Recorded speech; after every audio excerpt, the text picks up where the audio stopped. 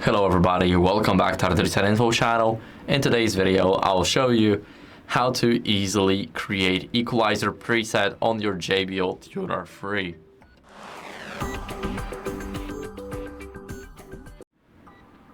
So first, open up the app. So the app I am talking about is the JBL app. So here we have it. It's called JBL Portable. And here you guys will be able to create your own Equalizer preset. Now, there's a tutorial on our channel on how to easily set everything up and how to find your speaker in here. So let's click on JBL Tuner free. And now we need to scroll down until we see Equalizer. Here we need to swipe to the right side. We need to click on custom. And here you guys can click on edit and change it up to your preference.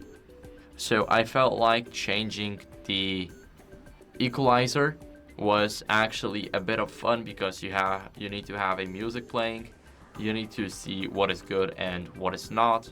You can basically have fun with it and customize it up to you. So there's a way on how you guys can easily create a new equalizer preset.